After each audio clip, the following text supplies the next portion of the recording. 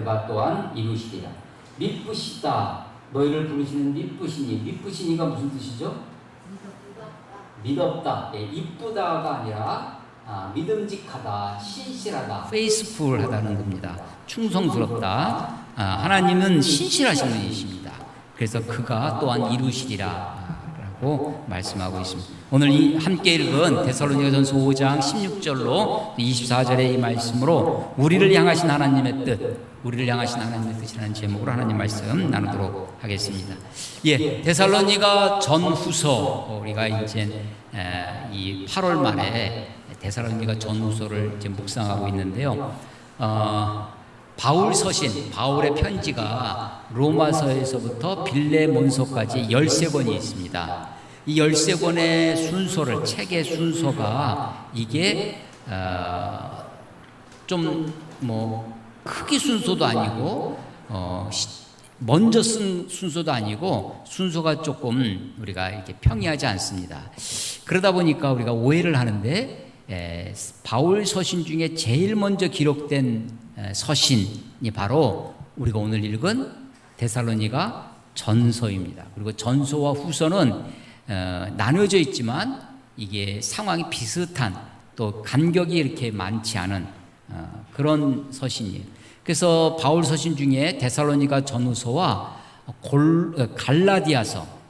갈라디아서 이 세 권을 바울의 초기 서신이라고 우리가 알고 있고, 한 가지 더 말씀드리면 복음서보다, 마태, 마가, 누가, 요한이라고 하는 복음서보다 이 서신서가, 편지가 먼저 기록되었다라고 하는 것입니다.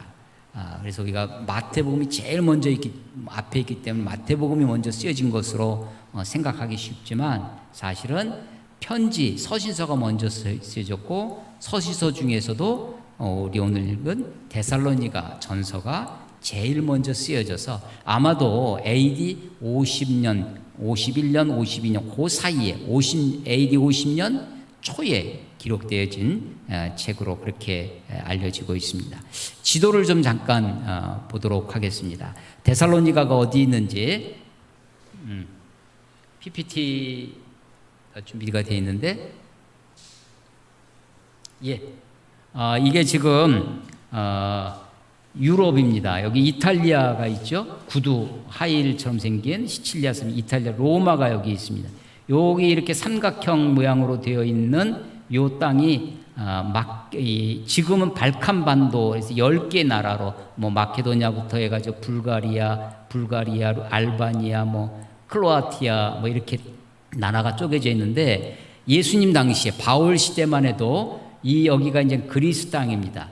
로마가 여기 지중해 일대를 다 정복을 했지만, 로마는 이 그리스를 추앙하고 그리스를 닮아가려고 그래서 문화적으로는 그리스를 이렇게 숭배했던, 그래서 우리가 그리스 로마 이렇게 많이 붙여서 얘기하죠.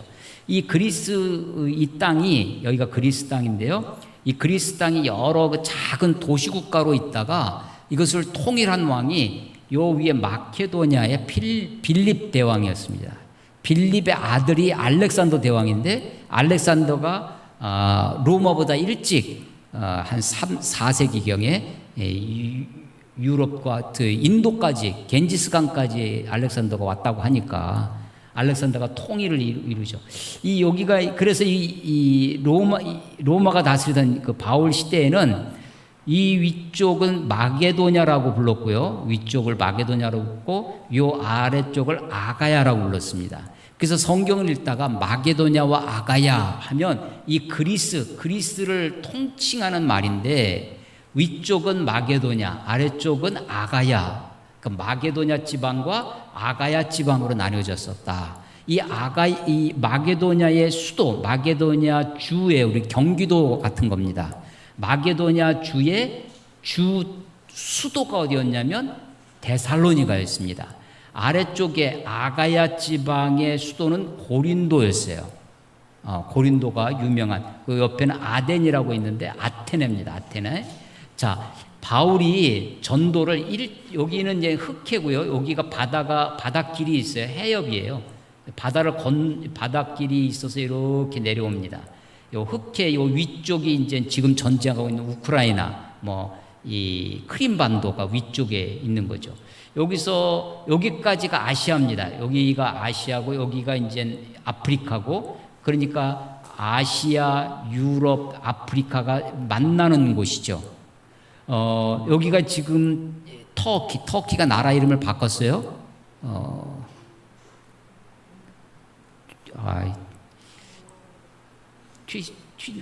튀르키예라고 바꿨습니다. 여기가 이제 터키인데 옛날은 여기를 아시아라고, 동쪽, 이 사람들이 보기에 동쪽이라는 뜻으로 아시아라고 불렀는데 진짜 아시아, 중국과 인도를 알고 나서 여기는 작은 아시아, 소아시아라고 이제 부르게 되는 것입니다. 1차 전도 여행은, 바울의 1차 전도 여행은 여기가 예루살렘이에요. 여기 파란 데가 예루살렘이고 여기가 가나안 땅입니다. 여기서부터 요 안디옥에서 전도팀이 출발하죠. 그래서 이 안디옥에서부터 요 소아시아 일대를 전도하고 돌아온 것이 1차 전도 여행입니다. 2차 전도 여행은 원래는 요 소아시아를 다시 1차 전도 여행 때 전도했던 그 도시들을 다시 방문하려고, 그러니까 신방이에요. 우리식으로 하면 신방 목적으로 2차 지역을 갔는데 자꾸만 길이 막히는 거예요. 성령이 막으시고 예수의 영이 막았다 해서 전도가 안 되는 겁니다. 그래서 어디까지 오냐면 요 드로아까지 오게 돼요. 드로아라고 하는 끝에서 바울이 환상을 봅니다. 어떤 환상을 보냐면 요 마게도냐 사람이 나타나가지고 건너와서, 이 바다를 건너와서 우리를 도우라라고 하는 환상을 봐요. 그래서 바울이 그 환상을 하나님의 뜻으로 알고 이 아시아에서 머무르던 바울이 배를 타고 유럽으로 넘어가서 이 마게도냐의 첫 성이 빌립보예요. 그래서 빌립보를 거쳐서 여기서 이제 처음 유럽 선교가 시작됩니다. 이게 바울의 2차 전도 여행이에요. 그래서 이 빌립보에 와서 자주장사, 비단장사 루디아도 만나고 막 전도를 하는데 감옥에 들어갑니다. 치도곤이 맞고 옥문이 흔들리면서 거기서 나오는데 거기서 많은 환난을 당하고 데살로니가에 와요. 데살로니가 와서 데살로니가 와서 3주 동안 성경에는 새 안식일 이렇게 나옵니다. 새 안식일. 그런데 이 새 안식일이 딱 붙어 있는 연이은 3주 새 안식일인지 아니면 한 주 첫 안식일 때 사역 전도하고 좀 간격을 두고 두 번째, 세 번째 있었는지는 정확하게는 알 수 없지만 정황상으로 보면 좀 떨어져 있는 것으로 여겨집니다. 떨어져 있는 것으로. 여기서 3주 동안 사역을 하는데 데살로니가에 있던 유대인들이 시기를 해서 유대인들의 박해를 받고 여기 베레아로 갔다가, 베레아 사람들은 굉장히 신사적인 하나님의 말씀을 잘 받았어요. 그런데 이 데살로니가 사람들이 또 쫓아옵니다. 베레아까지. 그래서 베레아에서 아덴으로 왔다가 아덴에 와서 데살로니가에 있는 교회가 그 새 안식일에 전도했던 그 데살로니가 교회가 잘 있는지 걱정이 되니까 바울이 이 아덴에서 디모데를 보내요. 그래서 디모데가 보고 와서 바울에게 보고를 하는데 그 사이에 바울은 아덴에서 고린도로 와 있어요. 그래서 아덴에서 디모데를 보냈다가 디모데가 돌아와서 고린도에서 만나서 데살로니가 교회 상황을 듣습니다. 그래서 데살로니가 교회가 아주 건강하게 잘 커가고 있다라는 것에 감사하고 또 한편으로는 그들이 가지고 있는 문제를 듣게 돼요. 그래서 그 문제에 답하기 위해서 편지를 쓴 것이, 그러니까 이 고린도에서 1년 6개월 정도 있는데 이 고린도에서 편지를 데살로니가로 보내게 된다라고 하는 것입니다. 그것이 바로 데살로니가 전서가 됩니다. 우리 다음 지도 한번 보겠습니다.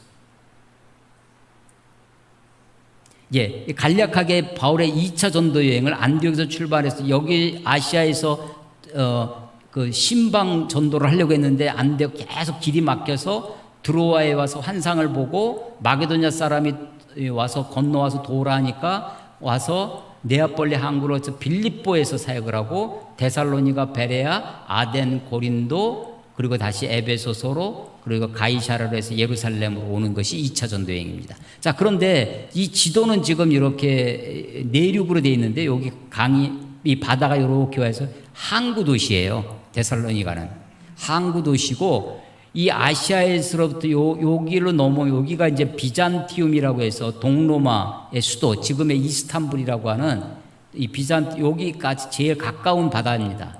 보스포러스 해협이라고 하는데 여기를 건너와서 이렇게 빌립보, 데살로니가 이렇게 해서 로마로 가는 로마의 길, 고속도로가 있어요. 그래서 그걸 로마의 가도라고 하는데 모든 길은 로마로 통한다는 거죠. 로마가 이 전 세계를, 지중해 일대를 지배할 수 있었던 아주 중요한 것이 길입니다. 그래서 길을 잘 닦아놓고 반란이 일어나면 기병대가 가가지고 진압하고 그 도로가 있어야 되기 때문에 이 데살로니가가 도로 항구이면서도 로마 가도가 지나가는 아주 교통의 요충지가 되고, 이제 이거 지도 꺼주셔도 되고요. 교통의 요충지, 상업의 중심지, 마케도냐 주의 수도. 그래서 어떤 책을 보면 데살로니가의 그 당시에 인구가 약 20만 명 정도 된다고 합니다. 순천이 몇 명이나 되는지 모르겠어요. 목포가 지금 21만 명입니다. 요 과천도 시인데요. 과천이 7만 명 정도 돼요. 그런데 그 고대에 데살로니가가 20만 명가량 됐다고 하니까 굉장히 큰 도시였다라는 것을 우리가 알 수 있는데, 데살로니가라는 이름이 그 알렉산더 대왕의 누나의 이름입니다. 알렉산더 대왕 때 장군이 자기 매형이었는데 카산더스라고 하는 이 장군의 부인이래요. 이 알렉산더의 누이였고, 그래서 이 카산더스 장군이 데살로니가를 도시를 건설하고 자기 아내의 이름을 거기다가 붙여서 데살로니가 됐습니다. 2차 세계대전 당시에는, 그러니까 비교적 지금 우리가 성경 지금 2000년 전 이야기고, 2차 세계대전은 1945년 되니까 나치가 이 데살로니가에 있는 유대인들을 6만 명을 학살한 그런 역사도, 최근의 역사도 가지고 있습니다. 이 데살로니가에는 이방인들이 많이 있었지만 그 도시에는 유대인들도, 상업이 발달한 도시에 장사에 아주 탁월한 재능을 있었던 유대인들이 많이 살고 있었어요. 그래서 이 바울의 전도, 선교의 전략 중에 하나가 뭐였냐면 유대인들이 모여있는 곳, 그 중에 회당에 가서, 유대인의 회당에 가서 복음을 증거합니다. 자, 제가 설명을 드렸는데 성경을 한번 찾아보겠습니다. 사도행전 17장을 찾아보겠습니다. 사도행전 17장, 바울의 2차 전도 여행 중에 빌립보 감옥에서 나와서 빌립보에서 많은 박해와 핍박을 받고 데살로니가에 왔습니다. 자, 17장 1절 찾으셨죠? 예, 사도행전 17장 1절, 그들이 암비볼로와 아볼로니아로 다녀가 데살로니가에 이르니, 데살로니가에 왔어요. 데살로니가에 이르니 거기 유대인의 회당이 있는지라. 유대인들은요 10명이 남자 성인 10명 이상이 되면 회당을 짓도록 했습니다. 그런데 이 데살로니가는 특별히 큰 회당이었습니다. 그리고 상업의 교통과 상업에 발달된 도시라 굉장히 개방적인 도시였고요. 그래서 많은 사람들이 이 회당도, 유대인의 회당도 굉장히 개방적인 곳이었다는 것을 알 수 있어요. 2절, 바울이 자기 관례대로 바울이 하던 이 전도의 바울 선교의 습관이 있습니다. 그게 뭐냐면 그들에게로 들어가, 어디냐면 회당에 들어가는 거예요. 유대인의 회당. 근데 유대인의 회당에 가서 자꾸 유대인들로부터 박해를 받아요. 그런데도 유대인의 회당에 갑니다. 자, 유대인 그들에게로 들어가서 새 안식일 설명드렸죠? 새 안식일이 딱딱 붙어 있는 3주 연속 3주 하면 21일밖에 안 됩니다. 그런데 그게 아니라 좀 더 간격을 해서 어떤 학자들은 짧게는 석 달, 길게는 한 6개월 정도 데살로니가에 머물렀을 것이다 라고 추정을 하고 있는데 정확하게는 알 수 없습니다. 그런데 이 세 안식일 동안 3번 가가지고 안식일에 바울이 직접 회당에서 이 강론을 한 성경을 가지고 강론했다. 2절에 성경은 어떤 성경이냐면 당연히 구약입니다. 신약은 아직 없었으니까 구약을 가지고 강의하고 서로 논의했어요. 어떤 성경, 영어 성경입니까? 디스커스, 토론했다. 그래서 아마도 짧게 30분이라 설교 이런 것이 아니라 하루 종일 그것을 가지고 성경을 이야기하고 회당에서 우리가 주일날 하루 종일 목사님과 이야기하면서 성경 질문하고 하던 옛날에 그 기억이 있는데 그렇게 하는 겁니다. 3절 보면 뜻을 풀어. 어떤 뜻을 풀었겠어요? 예, 구약 성경의 뜻을 푸는 거예요. 저는 그래서 제가 꿈꾸고 있는, 제가 모델로 삼고 있는 것 중에 하나가 이 데살로니가식 교회, 데살로니가식 설교입니다. 성경을 잘 풀어서 설명하는 것, 이게 저는 좋은 설교라고 저는 믿고 있어요. 그래서 뜻을 풀어 그리스도가 해를 받고 죽은 자 가운데서 다시 살아나야 할 것을 증언했습니다. 그리스도, 히브리어로 바꾸면 뭐라고요? 그리스도라는 말을 히브리어로, 이것은 헬라어입니다. 그리스어예요. 크리스토스 헬라어예요. 그것을 영어로 바꾸면 크라이스트, 한글로 바꾸면 그리스도, 한자로 바꾸면 그리스도를 한자로 바꾸면 뭐가 되겠어요? 기독입니다. 기독이 그리스도예요. 기독이 그리스도고 크라이스트고 크리스토스가, 그래서 이 아메리카를 발견한 사람이 누구예요? 콜럼버스 앞에 뭐라고 붙어요? 크리스토퍼스. 예, 이게 바로 이 이름입니다. 그리스도가. 그런데 히브리어로 바꾸면 그게 메시아예요. 메시아가 어떤 거냐? 유대인들은 메시아를, 어떤 메시아를 기다렸냐면 다윗 왕과 같은 메시아. 왕. 그래서 나라를 정치적으로 회복하고 경제적으로 회복해서 번영을 이루는 그런 다윗 왕과 같은 메시아를 기대했는데 바울은 구약 성경을 가지고 설명을 했다는 거예요. 이게 뜻을 풀어가 explain, 설명하다는 겁니다. 설명했어요. 성경에 봐라. 메시아는, 그리스도는 고난받는 거다. 해를 받고 그리고 죽임을 당하는 것이다. 그런데 거기서 끝나는 것이 아니라 다시 살아나야 할 것을, 그리스도의 죽으심과 부활, 메시아는 고난받는 메시아, 부활의 메시아, 이걸 설명했다는 거예요. 그걸 증언하고, 그리고 성경은 이런데 그 그리스도가 누구냐면 내가 너희에게 전하는 이 예수, 나사렛에서 태어나서 지금 십자가에 달려 죽은 그 예수가, 이 예수가 바로 성경이 말하는 그 그리스도다. 그러니까 예수가 곧 그리스도다. 그 곧이란 말을 빼고 이제 예수 그리스도, 이게 하나의 단어처럼 되어 있어요. 그렇지만 원래는 예수는 그리스도다. 예수님이 그리스도시다. 예수님이 메시아다. 이게 기독교의 핵심입니다. 유대교와 기독교의 차이가 뭐냐면 구약 성경을 가지고 있는 것은 동일해요. 그런데 결정적 차이가 뭐냐면 기독교의 핵심, 한 단어로 한다면 예수를 그리스도로 믿는 종교, 예수가 그리스도다, 예수님이 기독이다 라고 믿는 거예요. 그걸 전하는 겁니다. 성경을 풀어서. 그러니까 구약 이 성경이 필요 없는 것이 아니죠. 구약 성경을 풀어서 예수님이 바로 그분이라는 것을 확신할 수 있도록, 알 수 있도록 보여주신 것이 구약 성경이니까요. 그 구약 성경 위에 신약이 있는 겁니다. 자, 그래서 예수를, 그 뜻을 풀어서 그리스도가 해를 받고 죽은 자 가운데 다시 살아날 것을 증언하고 이르되 내가 너희에게 전하는 이 예수가 곧 그리스도라 하니 그 중에 어떤 사람, 곧 경건한 헬라인, 이 사람들이 어디에 있어요 지금? 유대인의 회당에 있는 거예요. 그러니까 이 회당이 헬라인 들어오지 마시오, 그런 폐쇄적인 회당이 아니었어요. 헬라인도 들어왔습니다. 그런데 경건한 헬라인. 그런데 아직도 헬라인이야. 만약에 이 헬라인이 유대교의 가르침, 회당에서 그동안 가르쳤던 회당의 가르침을 받고 할례까지 받았다면 뭐라고 불렀을까요? 예, 그러면 그냥 유대인이라고 부릅니다. 유대인이 혈연만 유대인이 아니라 할례를 믿음으로 지금도 전 세계에 있던 흩어졌던 유대인들이 이 이스라엘 가가지고 국적을 바꿀 수 있어요. 그때 중요한 것이 뭐냐면, 그래서 이 할례를 받으면, 그러니까 이 경건한 헬레인이라는 말은 어떤 표현이냐면 할례 받지 않은 이런 뜻이 들어있어요. 경건해요.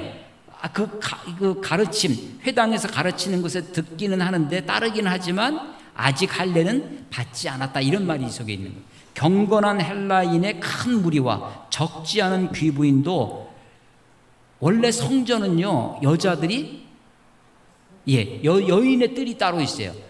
여인들은 여기까지, 그 이상 못 들어와요. 근데 회당은 성전은 아니니까 여인들도 오게 됩니다. 그래서 이곳이 굉장히 이방인들에게 열려있는 공간이었구나라는 것을 알 수 있습니다. 그 귀부인도 권함을 받고 바울과 실라를 따르나, 이 따른다고 하는 것은 그 가르침에 이제 순복하고 있다라고 하는 거예요. 그런데 이 5절, 그러나 유대인들은 시기를 받아. 그러니까 경건한 유대인들은 그 말씀 앞에 따르고 있는데 대비를 이루고 있죠. 유대인들은 시기를 해요. 그래서 저자는 시장입니다. 저작거리, 시장에 장돌백 이런 거예요. 저자의 어떤 불량한 사람들을 데리고 때를 지어. 그래서요, 이 악인들의 수법 중에 하나가 때를 쓰는 겁니다. 그래서 헌법 위에 무슨 법이 있어요? 우리나라도 헌법 위에 때법 있다고 그러잖아요. 이 때를 지어 다수의 힘, 다수의 이 폭력적인 일로 성을 소동하게 합니다. 그래서 야손의 집에 이 바울 일행이 머물고 있었어요. 야손, 영어식으로 하면 혹시 들어보셨어요? 제이슨, 이게 야손을 영어로 발음하면 제이슨입니다. 이 제이슨이라는 뜻은 구원자라는 거예요. 헬라식으로 하면 아이손. 헬라어 예수님, 아까 크리스토스라고 하는 헬라어를 한자로 이 사람들이, 중국 사람들이 번역을 할 때 어떻게 음차해 왔어요? 기독이라고 음차해 왔어요. 프랑스를 불란서라고 음차해 오듯이 그렇게 하는 거예요. 예수스라고 하는 이예수스라고 하는 예수님의 이름을 헬라식으로 바꾸면 뭐가 되겠어요? 눈치가 있으면 야손입니다. 야손인데 우리말로 그냥 야손, 영어식은 제이슨이 되는 거예요. 그러니까 구원자. 그러니까 원래 예수님 시대에 예수라는 이름을 가진 사람들이 여러 있었다고 그랬잖아요. 그런 것처럼 이 흩어진 유대인들, 디아스포라라고 하는 흩어진 유대인들 중에서도 예수라는 이름을 가지고 있는 사람이 있었어요. 근데 그걸 헬라식으로 이름을 쓰면 야손이 되는 겁니다. 그러니까 유대인이에요. 유대인인데 예수님 그 바울 일행을 영접해서 있었습니다. 근데 다른 유대인들이 이 야손의 집에 와서 너희 집에 왔던 그 바울 일행을 끄집어내라고 막 하는 겁니다. 그래서 6절에 보면 발견하지 못해, 바울 일행이 어디 숨은 모양입니다. 발견하지 못하며 야손과 및 형제들을 끌고 읍장들 앞에 가서 소리질러 이르되 천하를 어지럽게 하던 이 사람들, 그러니까 바울 일행을 뭐라고 그래요? 천하를 어지럽게 하던, 세상을 소동하는, 사실은 자기들이 소동을 일으켰어요. 적반하장, 도둑이 오히려 몽둥이 들고 나서는 게 적반하장이거든요. 자기들이 소동케 하고서는 바울 일행을 천하를 요동케 하는, 어지럽게 하는 자들이라고 하고 있어요. 7절, 야손이 그들을 맞아들였도다. 그 바울 일행을 맞아들였다는 거예요. 이 사람들이 다 가이사의 명을 거역하여, 가이사 황제입니다. 로마의 명을 거역하여 말하되 다른 임금 곧 예수라 하는 이가 있다 하더이다. 예수님을 왕으로 섬기는 것을, 그러니까 로마의 반역죄라는 거죠. 그래서 지금 바울 일행을 무엇으로 지금 고발하고 있는 거냐면 정치범으로, 반역하는 정치범, 그 정치화해요. 우리 한국 기독교의 최근에 지금 2000년대 2010년 이후에 탄핵 혹은 이 세월호 이후에 기독교가 정치화되어져 갑니다. 그래서 이것이 문제죠. 그래서 예수님도 빌라도에게 재판받으실 때 내 나라는 이 땅에 속하지 아니하였다라고 하는데 지금 예수님 다른 임금을 전한다고 그렇게 해서 유대인들이 박해라는 거예요. 그래서 이 야손이 이 돈이 부잣집이었습니다. 그래서 바울 일행을 맞이했는데 9절 보면 야손과 그 나머지 사람들에게 보석금을 받고 놓아줍니다. 이 사람들이 바울을 못 찾았는데 야손이 보석금을 내고 풀려납니다. 그리고 10절 보면 밤에 형제들이 곧 바울과 실라를 인근 도시인 베레아로 보냈는데 베레아에서도 이 바울이 굴하지 않고 복음을 전했는데 베레아 사람들은 아주 신사적에서 잘 받아들였습니다. 그런데 13절 보면 데살로니가에 있는 유대인들은 바울이 하나님의 말씀을 베레아에서 전하는 줄 알고 거기도 가서 쫓아가가지고 또 박해를 하는 거예요. 그러니까 바울이 이제 아테네로 가게 됩니다. 아테네로 가서 바울과 이 디모데를 데살로니가에 보낸다는 거예요. 자, 이제 데살로니가로 오겠습니다. 데살로니가전서 3장 보십시오. 3장. 데살로니가전서 2장 17절 보세요. 2장 17절. 형제들아, 우리가 잠시 너희를 떠난 것은, 데살로니가를 떠났어요. 얼굴이여 마음이 아니니 너희 얼굴 보기를 열정으로 더욱 힘썼노라. 그러므로 나 바울은 한 번 두 번 너희에게로 가고자 했으나, 데살로니가 가고자 했다는 거예요. 그런데 사탄이 우리를 막았어요. 3장 1절. 그러므로 우리가 참다 못하여 우리만 아덴에 머물기를 지금 아덴까지 왔어요. 베레아를 지나서 아덴에 머물기를 좋게 생각하고, 2절. 우리 형제 곧 그리스도의 복음을 전하는 하나님의 일꾼인 디모데를 보내노니. 아덴까지 왔는데 데살로니가 교회가 가고 싶었지만 길이 막히니까 참다 걱정이 돼서 데살로니가 교회에 디모데를 보냈다는 거예요. 3장 2절에 이 디모데가 데살로니가 교회를 살펴보고 돌아와서 보고를 합니다. 3장 6절. 지금은 디모데가 너희에게로부터 돌아왔어요. 이 온 데가 어디냐면 고린도입니다.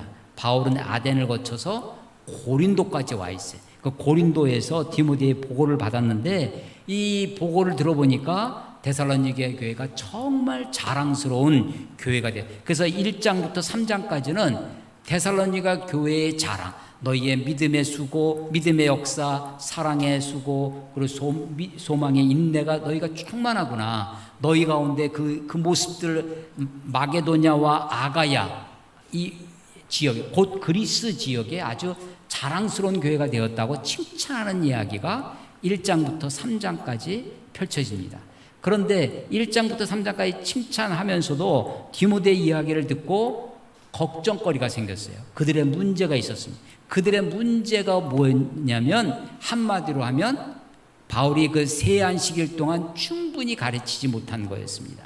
그게 종말에 관한 이야기입니다. 종말론. 세상 그 종말론, 그 종말이 가까웠다라고 생각해 사람들이.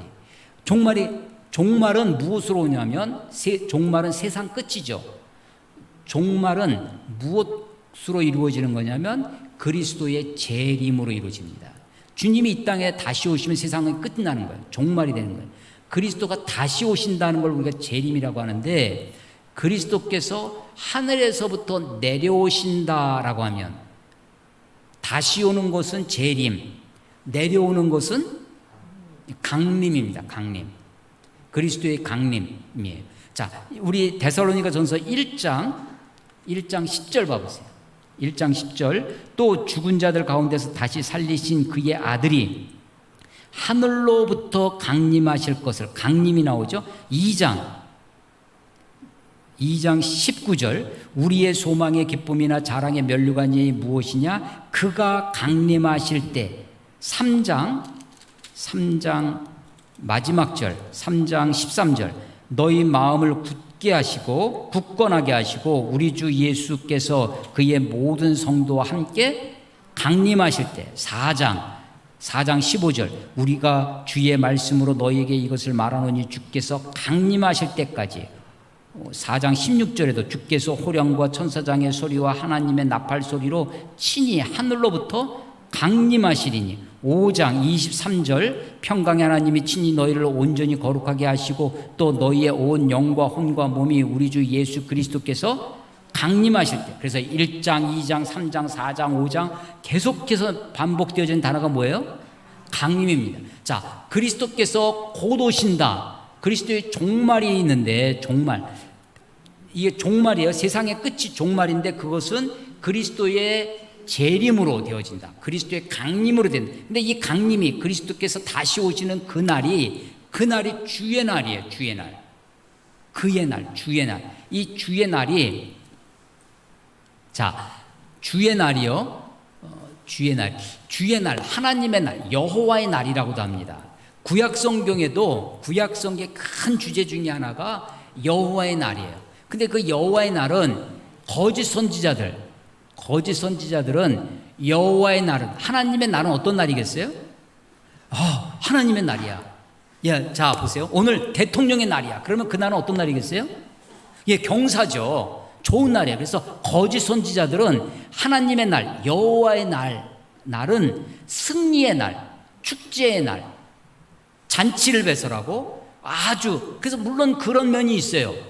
축제와 승리와 그런 날이 있어요. 자, 그런데 참 선지자들, 구약 성경의 선지서에 나와 있는 진짜 선지자들이라고 하는 이사야나 예레미야나 에스겔이나 다니엘이나 호세아나 미가나 이런 사람들이 외쳤던 것은 하나님의 날이 오면 그날은 어떤 날이냐? 예, 심판의 날이다. 그날은 무서운 날이다. 심판의 날이라는 것을 저는. 자, 종말은 무엇으로 된다고요? 그리스도의 재림으로 된다는 거죠. 그리고 주님이 재림하는 날, 그날은 주의 날입니다. 그 날이에요. 자, 그 날이 곧 올 것이다. 종말이 가까웠다. 이걸 우리가 뭐라고 하냐면 임박한 종말론 이렇게 얘기합니다. 종말이 가까웠어요. 곧 주님이 오셔. 다음 달에 한 달밖에 안 남았어요. 여러분 그럼 한 달 동안 뭐 하시겠어요? 다음 달에 주님이 오신다고, 9월 말에 주님이 오신다고 생각하면 여러분들은 뭐 하시겠어요? 그동안에 못했던 일, 그동안에 내가 가지고 있는 거 다 쓰고 가고 싶어. 그동안 안 해본 거 다 해보고 싶어. 어차피 하나님이 나를 구원해 주시고 내가 천국 갈 보장이 있다고 그러면 뭘 해도 무슨 죄를 지든지 하나님이 십자가에 다 죄를 용서해 주셨으니까 내 하고 싶은 대로 다 해. 주님이 곧 오신다고 생각하면 학교 가서 다 시험 보려고 막 그럴 필요가 없는 거죠. 직장 생활 가가지고 그냥 사장 눈치 보면서 뭐 갑질하는 거 내가 다 당해내면서 소위 감정 소모하면서 일할 필요가 없어지는 거예요. 그래서 임박한 종말론이 있으면 곧 오신다라고 생각하면 그 당시에 사람들이 어디에 빠지게 됐냐면 방임에 빠집니다. 방자는 놀방자예요. 해방, 방학, 공부하는 것을 놓는 게 방학이잖아요. 방학 때 막 더 그냥 애들을 막 공부시키는 건 방학이 아니죠. 방임, 책임을 나에게 주어진 임무가 있어요. 모든 인생은 다 사명이 있어요. 근데 그것을 놔버려. 방임에 빠져요. 그래서 마음도 몸도 방임에 빠져서 방탕에 빠지고 그리고 게으름에 빠지고 일을 하지 않아. 그래서 임박한 종말론, 주님이 곧 오신다라고 하는 임박한 종말론의 폐단이 있어요. 그것이 아주 극명하게 나타났던 적도 있었습니다.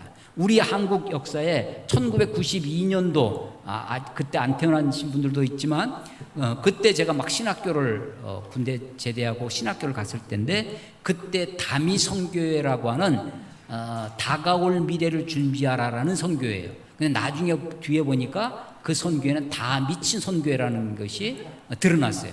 어린아이가 9살, 10살 된 여자아이가 환상을 봤는데 주님이 몇 월 며칠 날 오신다, 재림하신다라고 환상을 봤다는 건데 그 사람들이 다 믿어버렸어요. 그게 10월 28일입니다. 그날에 그래서 이것이 막 사람들이 이제 주님이 오시니까 주님을 맞이할 때니까 학교 갈 필요가 없냐. 학생들은 학교도 안 가고 직장인들은 직장도 안 가고 모여서 기도만 합니다. 기도하고 막 하면서 내가 가지고 있는 재산 다 이게 이 돈이 무슨 소용이 있냐 다 갖다 바치고 그렇게 해요. 그리고 이제 주님을 맞이할 때 어디서 맞이하냐? 그 산에 가서 기도하면서 주님을 맞이해야 된다고 해서 비닐하우스 같은 데 막 모여가지고 막 교회 그 산속 기도원 같은 데서 그게 너무나 센세이션을 일으켰어요. 한국 사회에. 그래가지고 어느 정도였냐면 CNN에서 과연 그날 10월 28일 날 주님이 재림하시는지 아니신지 실황 중계 방영을 했어요. 당연히 그날 안 오셨죠. 이게 임박한 종말론의 패단입니다. 임박한 종말론에 빠지면요, 지금도 그런 것이 있어요. 지금도 피진가 어느 섬으로 자기 돈 다, 재산들 다 팔아가지고 어떤 여자 목사라고 그래요. 그 목사에게 다 갖다 재산 바치고 피지에 가서 자기들끼리 모여서 살아요. 왜 그렇게 살아요? 주님이 곧 오신다고 생각하니까. 데살로니가 전서와 후서가 이 상황이 얼마 떨어지지 않다고 그랬습니다. 다 같이 고린도에서 1년 6개월 동안 있으면서 바울이 데살로니가 전서도 보내고 거기서 종말에 대해서 가르쳤는데도 불구하고 잘 안 되니까 다시 편지를 쓴 것이 데살로니가 후서예요. 후서 한번 봐보세요. 후서도 데살로니가 후서에도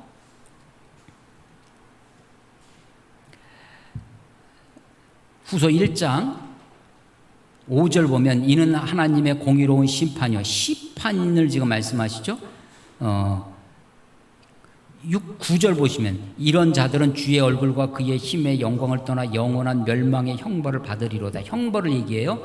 주의 날은 심판과 관계 있습니다. 종말은 초림 예수, 베들레헴에서 오신 처음 오신 예수님은 구원자 예수신데 다시 오실 예수님, 재림 예수는 심판해 주러 오신다 라고 얘기를 하는 거예요. 1장 10절 그날에 그가 강림하사, 그날 주의 날이에요. The day, 그날이 강림하세요.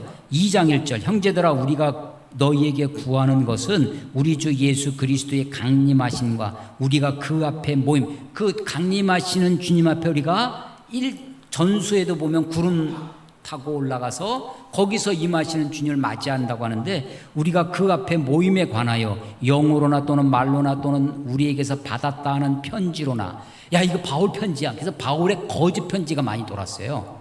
위작, 가짜 편지죠. 바울의 이름을 도용한 막 기도했다고 영으로 뭔가 하나님 나에게 영으로 임해서 하면서 사람들 예언한다고 하면서 그렇게 막 얘기를 하는 거예요. 그 영으로나 혹은 말로나 우리에게 받았다는 편지로나 뭐라고? 주의 날이 이르렀다 하면서 사람들의 마음을 흔들어 옵니다. 그리고 마음에 겁을 줘요. 두려워하거나 하지 말아야 한다는 거예요. 주의 날이 임하니 야 내가 이렇게 살면 안 되겠구나. 근데 내가 이제 돈 가지고 이렇게 쩔쩔매는 게 무슨 소용이 있냐. 내가 지금 이 하는 일 세상 일에 매여 있는 게 무슨 소용이 있겠냐. 두려워하는 마음이 흔들리지 말아야 된다는 거예요. 그러면서 3절 누가 어떻게 해도 너희를 미혹하지 말라. 먼저 배교하는 일이 있고 저 불법의 사람 곧 멸망의 아들 마지막 적그리스도라는 거죠. 이 나타나기 전에는 그 날이 이르지 아니하리라. 그러니까 그 날이 이르려면 뭐가 먼저 있어야 돼요?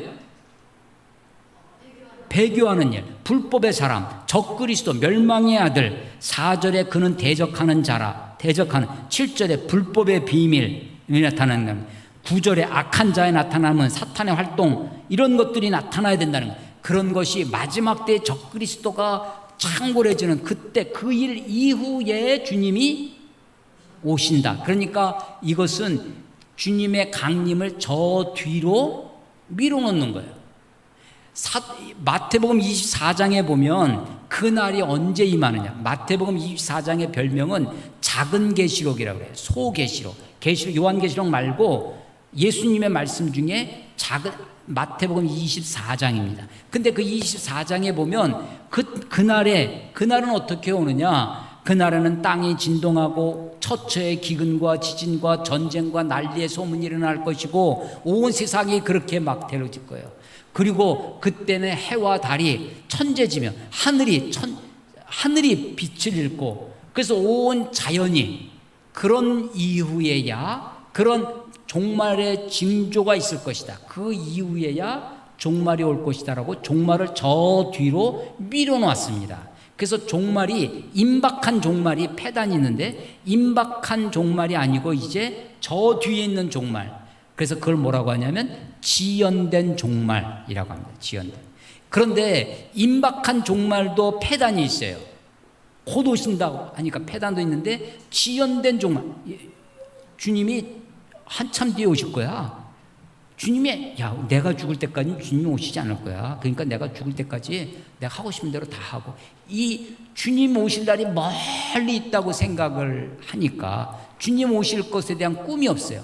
종말에 대한 소망이 없습니다. 내가 주님 그런데 종말은 두 가지가 있습니다. 하나는 우주적 종말이에요. 전 세계가 우주적으로 종말이 한꺼번에 옵니다. 같이 와요. 우주적 종말은 무엇과 관련이 있냐면 주님의 재림과 관련이 있어요. 그런데 또 하나의 종말이 있습니다. 그것은 개인적 종말이에요. 우주적 종말과 개인적 종말, 나의 종말이 있어요. 우주적 종말도 그 때와 시를 알 수 없습니다. 도적같이 임해요. 그런데 개인적 종말도 그러합니다. 내가 주님 앞에 가는 것, 또 나에게 있어서 개인적 종말이죠. 자, 임박한 종말, 고도시라는 임박한 종말의 폐단이 있는데 지연된 종말의 론에도 폐단이 있어요. 그래서 사람들이 생각하는 거죠. 하나님의 종말은 어떻게 오는 것인가? 자, 그래서 그것을 뭐라고 하냐면 실현된 종말론이라고 합니다. 종말이 실현됐어요.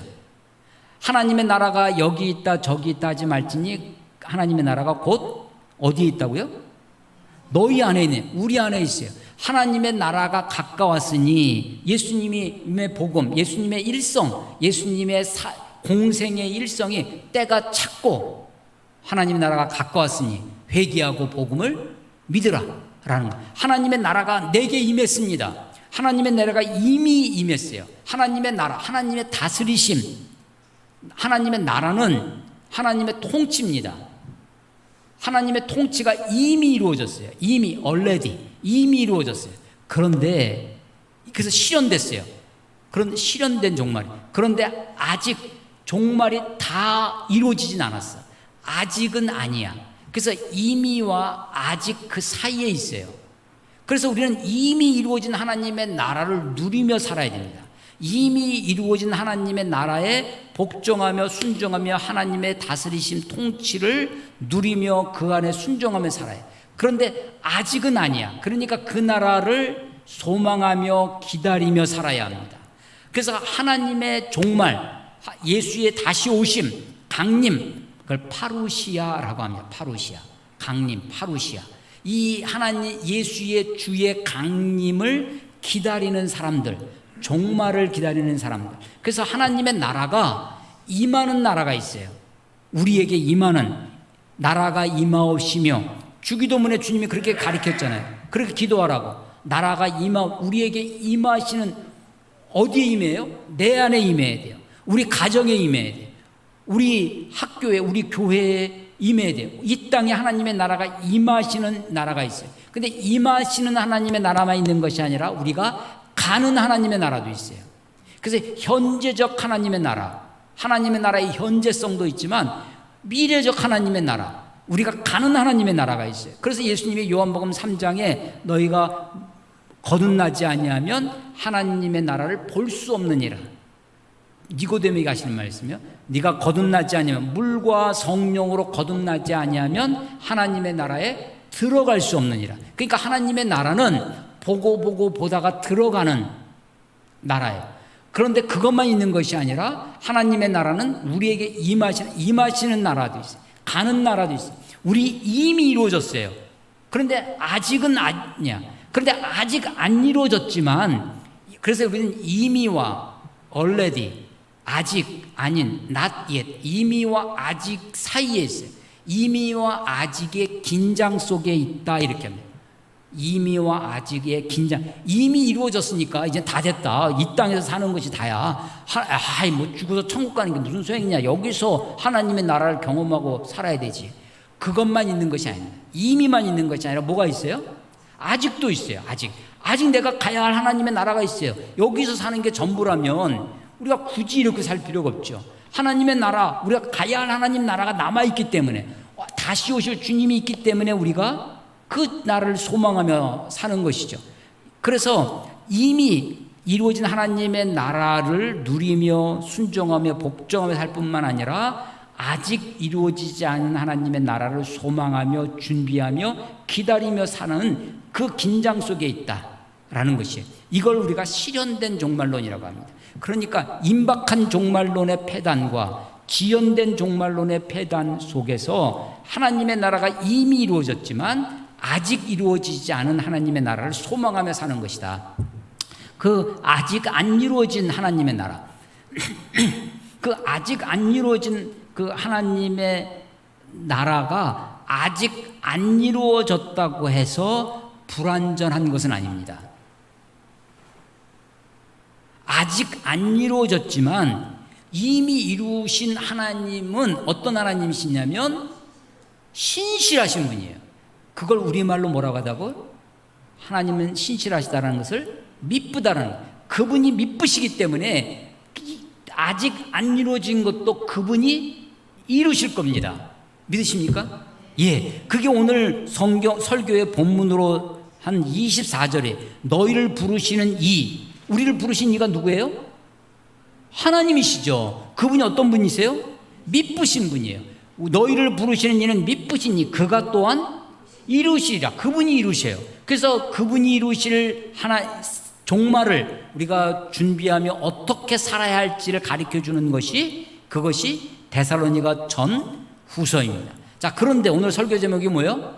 우리를 향하신 하나님의 뜻입니다. 하나님의 뜻이 역사를 이끌어가는 동인입니다. 역사는요, 동양식, 특히 불교식으로 반복되어지는 순환이 아니라 역사는 종국을 향해서 나아갑니다. 역사는 목표를 그 종말을 향해서 나아가고 있어요. 그래서 역사를 그 종말로 나아가는 이끄는 힘이 뭐냐면 하나님의 뜻입니다. 하나님의 뜻은 절대적인 뜻이 있어요. 반드시 이루실 것입니다. 그런데 인간에게 자유를 주셔서 인간이 그 하나님의 절대적인 뜻에서 벗어나는 것을 하나님이 허용하세요. 허용적인 뜻이 있어요. 근데 이 허용하는 것을 마냥 허용하지 아니하시고 하나님이 거기에 환경적인 뜻을 주셔서 고난도 주시고 어려움도 주시고 역사에 굴곡이 있지만 역사는 결국 하나님의 뜻, 종말을 향해서 나아갈 것입니다. 이런 인류를 이끌어가는, 역사를 이끌어가는 하나님의 뜻이 있지만 내 개인, 나에게도 향하신 하나님의 뜻이 있습니다. 이 역사 속에서, 이 역사의 흐름, 종말을 향해 가는 역사 속에서 한 미물에 불과한 나이지만 하나님이 구원한, 자기 아들을 십자가에 죽게 하셔서 구원하신 나에게 향하신 뜻이 있다는 거예요.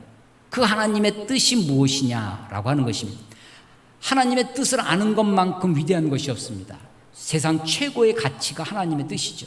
가장 무서운 것 하나님의 뜻입니다. 하나님의 뜻이 어디에 반영되냐면 시간에 반영됩니다. 시간만큼 무서운 게 없어요. 아무리 천하를 호령해도요, 시간 앞에는 장사가 없습니다. 시간은 모든 것을, 하나님의 뜻은요, 모든 것을 패하실 수 있습니다. 자, 하나님의 뜻 속에 우리를 향하신 하나님의 뜻이 있는데 그 뜻을 아는 것은 최고의 지혜입니다. 하나님의 뜻을 행하는 것 최고의 행위죠. 하나님의 뜻이 무엇인가? 하나님의 뜻이 무엇인가? 이 성경 전체가 하나님의 뜻일 겁니다. 하나님의 뜻이 성경에 담겨져 있죠. 그런데 하나님의 뜻 중에 명시적으로 이것이 하나님의 뜻이다라고 하는 하나님의 뜻이 있어요. 세 가지만 말씀드립니다. 하나가 뭐냐면 구원을 받는 겁니다. 요한복음 6장 40절 봐보세요. 요한복음 6장 40절. 내 아버지의 뜻은, 예수님이 하시는 말씀이에요. 내 아버지, 하나님의 뜻이 뭐냐? 하나님의 뜻이 이것이다라고 분명히 밝혀주는 것. 내 아버지의 뜻은 아들을 보고 믿는 자. 아들이 누구예요? 예수님. 예수를 보고 믿는 자마다. 그러니까요, 이 구약의 다메섹에서 회심하기 전에 사울은 예수님을 몰랐어요. 구약은 알고 있었지만 예수님을 몰랐어요. 그러니까 나로 말미암지 않고선 아버지께로 올 자가 없느니라. 그러니까요, 아버지의 뜻, 하나님의 뜻이 뭐냐? 아들 예수를 보고 믿는 자마다, 믿기만 하면 모든 자입니다. 아들을 보고 믿는 자마다 영생을 얻는 이것이니 마지막 날에, 마지막 날이 뭐예요? 종말이죠. 마지막 날에 이를 다시 살리리라 하시니. 예수님의 말씀이에요. 내 아버지의 뜻, 하나님의 뜻이 뭐냐? 예수를 믿고 구원받아서 영생을 얻는 것이 하나님의 뜻입니다. 그리고 영생, 이 구원은 언제 실현되어지냐, 완성되어지냐면 종말에 완성될 것입니다. 우리는 구원받았다라고 고백하고 그렇게 이야기하지만 엄밀하게 말하면 구원의 약속을 받은 거예요. 그 약속이 언제 이루어지느냐? 마지막 날에 이루어질 것이냐, 종말에 이루어질 것인데, 종말은 우주적 종말, 예수의 재림도 종말이지만 내가 죽어서 하나님께 가는 개인적 종말도 있어요. 그래서 마지막 날에 다시 살리실 것입니다. 하나님의 뜻, 내 아버지의 뜻은 이것이니. 그래서 성경 전체의 가장 명시적인 하나님의 뜻이 뭐냐? 예수를 보고 믿는 자에게 구원을 주시는 것, 영생을 주시는 것이 하나님의 뜻입니다. 그러니까 이 뜻을 알고 이 뜻대로 예수를 믿고 이 뜻을 전하는 것이 하나님의 뜻에 순종하며 사는 것이죠. 그 뜻을 이루는 것입니다. 자, 하나님의 뜻의 명시적인 것 두 번째, 데살로니가전서 4장 3절 보십시오. 4장 3절, 하나님의 뜻은 이것이니 너희의 거룩함이라. 하나님의 뜻이 거룩입니다. 너희의 거룩, 우리의 거룩이에요.